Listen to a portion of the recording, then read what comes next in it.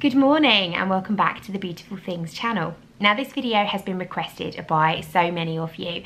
It is my top tips for running a craft business. Now, before I go into those tips, I thought I would just give you a very quick but brief outline as to what it is that I do and how long I've been doing it, so that you can get a little bit of an idea how I got started and then where these tips have come from. So Beautiful Things as a business has been running for approximately 12 years, quite some time. When it first got started, I was making products to sell. I started with handmade cards, then I went on to soaps and bath bombs, then I went on to some more sewing projects, and it kind of evolved and developed over time. I always held a full-time job. When I went on to have my children, it became a part-time job, and my craft business was basically a hobby that paid for itself on the side. When I had Isabel, so that was 8 years ago, I decided to go self-employed and make my business a full-time job, and I haven't looked back. But obviously it's now evolved. I'm no longer making products to sell, and I now teach classes to others in all manner of crafts and sewing. So it really has been an evolution, and the teaching side of things has been happening now for about 8 years.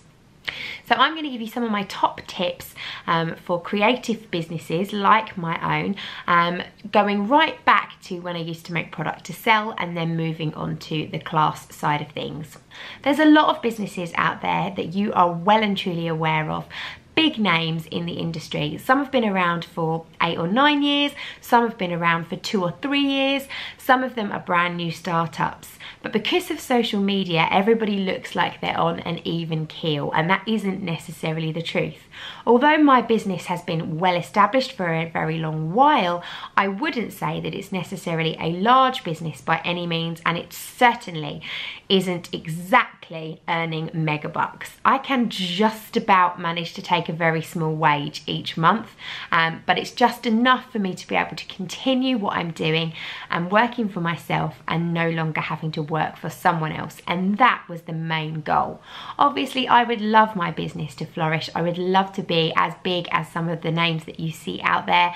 I would love to be able to take on staff and really grow, but I am a firm believer in taking things one step at a time and not overwhelming myself or overloading myself, and spending time with my family has to come first. So I will still be here in 20 years time, plodding along in the same way that I do now, but I will still be happy and I will still have a business. Some of the bigger ones, I absolutely hand on heart hope are in exactly the same position, but you never know. Sometimes things crash out because you take on too much.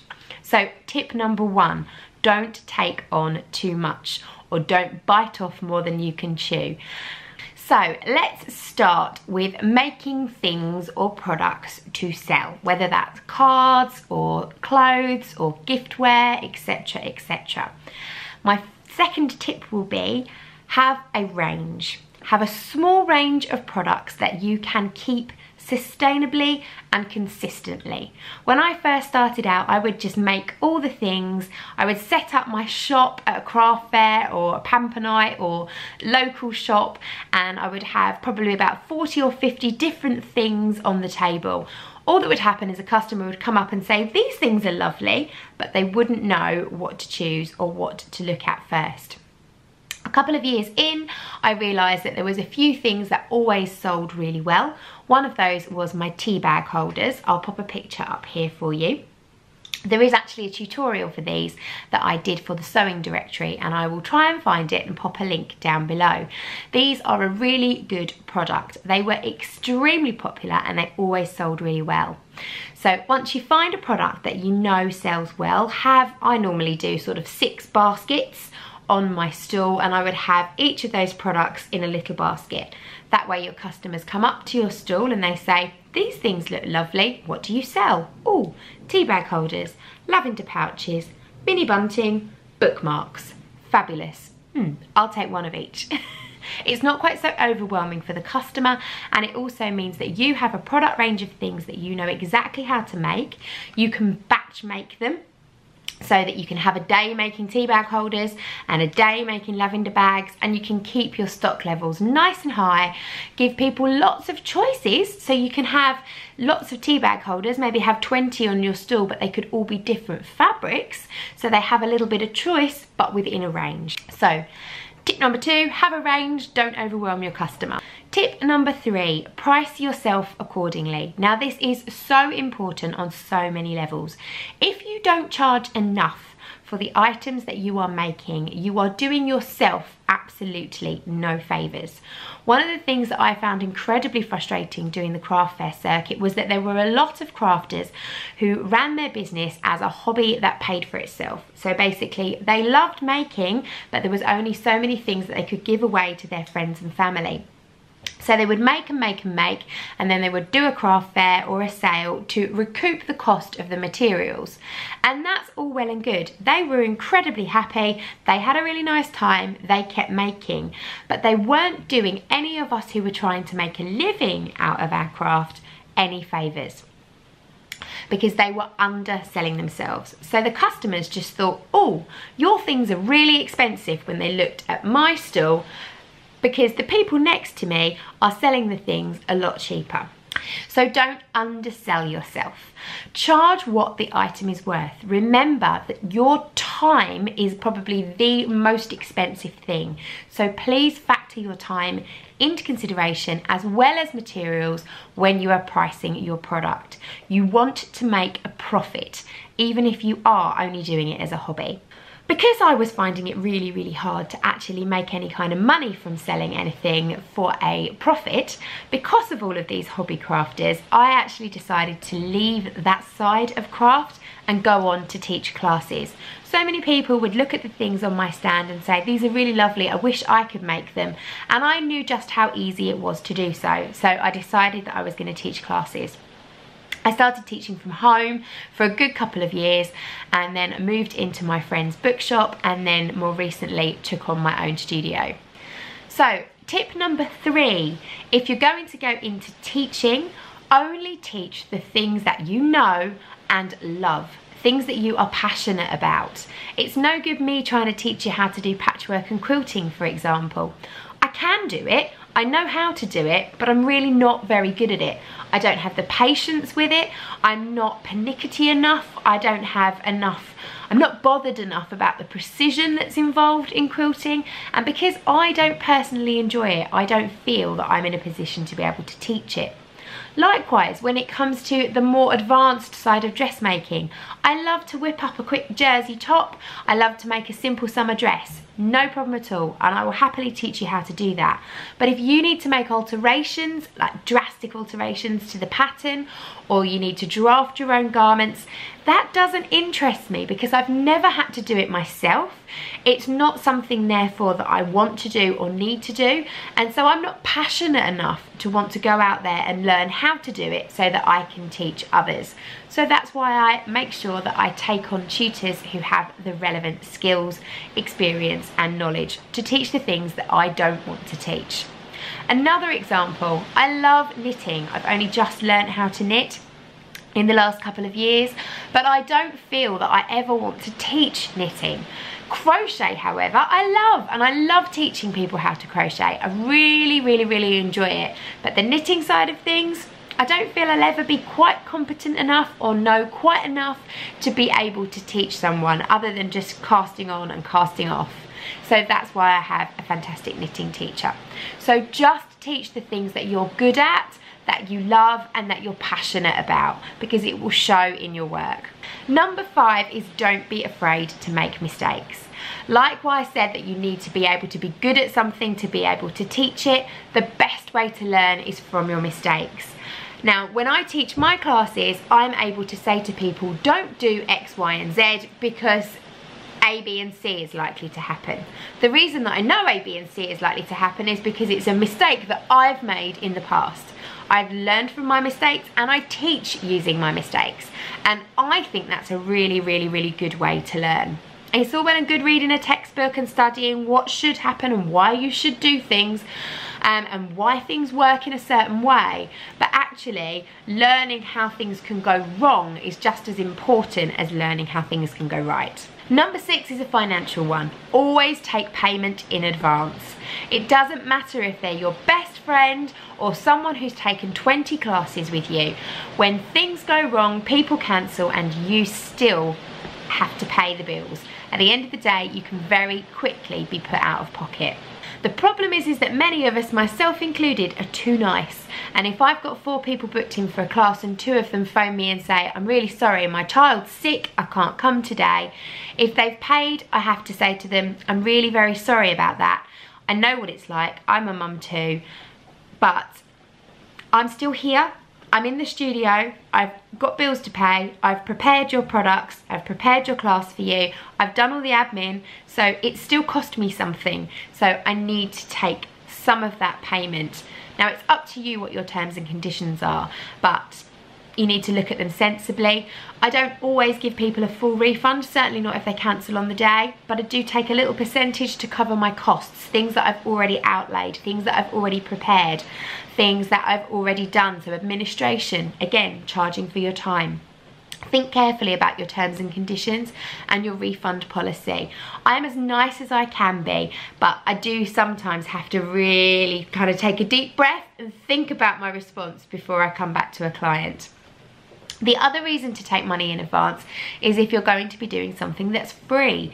As an example, we run a free sewing machine driver's license. So you can come along, you can learn how to use a sewing machine.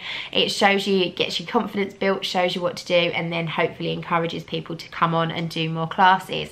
It's completely free, but we take a £10 deposit when people book. The reason for that is quite often we do them at the very end of the day, so we'll slot them onto the end of a class, especially if it's the middle of summer. It gets to 4 o'clock and someone thinks I need to go on my driver's license course now, but they've been sitting in the garden having a barbecue with friends, they've maybe had a wine or 2 wines or 3, and then think, oh no, I've got that sewing class to go to. Oh, but it doesn't matter, it was free, I won't go. And there's me, Muggins, sitting in my studio waiting for 4 people to come along, and they're all having a Pims in their garden. So take the money, take a deposit, and that way if they choose not to turn up, you're not out of pocket for your time. Tip number 7 is hire help, and hire it early on, whether you can afford it or not. It sounds ridiculous, but if you're a creative person, you need to continue to be creative. So you need to have your time to make, to come up with new ideas, to continue to learn new skills, to continue to enhance your creative abilities and skills and keep the passion alive. If you're just teaching or doing the admin, you're not going to have any time to do that, and you're going to find yourself actually getting pretty fed up with your job. So the most important thing I did is take on an administrator.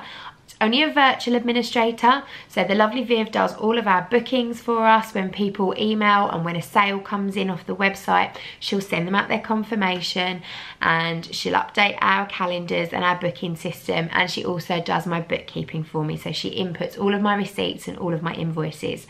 They're all the things that are particularly time consuming, but by her doing it for me means that I have time to be in the studio and create and make. It's how I manage to make the clothes I make, to come to you and show you what I've been sewing. It's how I manage to make new classes and develop new projects for our online sewing clubs. And it does pay for itself.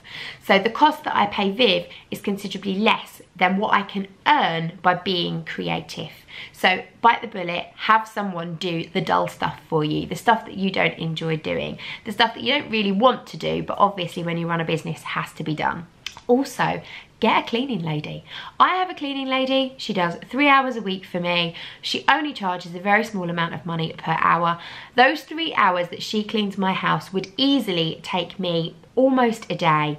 The reason being is when you're in your own home and you're cleaning, you don't just zone in and focus on doing the cleaning. You'll come across a pile of paperwork, for instance, in the kitchen, and you'll go, oh, that's that letter from Auntie Flo, I must give her a ring. You'll pick up the phone, you'll give her a ring. Hi Auntie Flo, how are you? Half an hour lost. It's really easy to get distracted. So by my cleaning lady coming in for 3 hours and making sure my house is clean from top to bottom, in those 3 hours I can be working and earning enough money to pay her and earning some profit for myself. So a cleaning lady, best thing I ever did. Tip number 8 is be realistic about the time that you actually have. It's really very easy to plan a full class schedule for the week and then realise that you have no time left to be able to prepare the materials for those classes, write the instructions for those classes, print the instructions, make sure that you've got tea, coffee, sugar and everything else in your cafe area. There's lots of jobs that are involved with running a craft studio. And if you cram too many classes into one week, you're not going to have time left to do other things. Also be realistic about when your customers are available. So for me, I have either mums who are fortunate enough to not have to work and their kids are at school. So they have between sort of 9:30 and 2:30 to do their classes. And I have a lot of ladies who are retired and have the whole day. So be realistic about your schedule. As an example, on a Tuesday, I have to do my own school run. So Tuesday is my school run mum day. And everything that I teach on a Tuesday either runs from 9:30 till 2:30, or I'll do 2 short sessions, one before lunch and one after lunch. Wednesdays and a Friday, I have childcare, so I have the whole day. So Wednesdays and Fridays tend to be the day that I will run something that's a whole day from 9:30 until 5 o'clock. So think very cleverly about your time. I know that on a Monday I go to the studio, for instance, and I call it admin day. But it isn't admin in the truest sense of the word, so typing up your invoices and instructions and updating the website. It's the preparation for classes, so it's when I'll do all my cutting out, it's when I'll print out all my instructions, it's when I'll do a stock take and make sure that I've got enough materials for the classes that I'm going to be running the following month. So do be realistic about your time. Block out sections of each week to make sure that you can stay on top of the classes that you're running. Number 9 is less is more, and this goes for selling products and also teaching classes.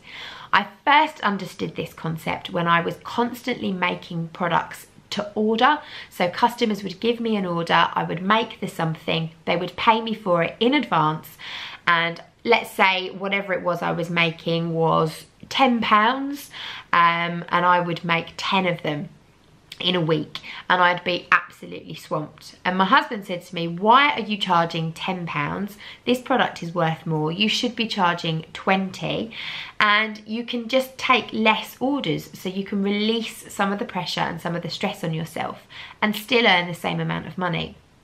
So think about your pricing. Again, going back to not underselling yourself, less is definitely more. Less orders at a higher price point means less stress for you, less work for you, and the same income. And the same goes for classes. I could easily have 20 people in a class and charge them £20 a head. I would far rather have 10 people in a class and charge them £40 a head. I'm going to earn the same amount of money, I'm going to have less work to do, but I'm also going to be able to deliver a more quality service. Trying to teach 20 people versus teaching 10 is far easier. And that is just an example. My class sizes are never that big, by the way. My classes tend to average between 4 and 6 pupils, and that's it. And we keep them small for exactly that reason, so that I can give you a quality level of service and I can guarantee that you go home with a finished something.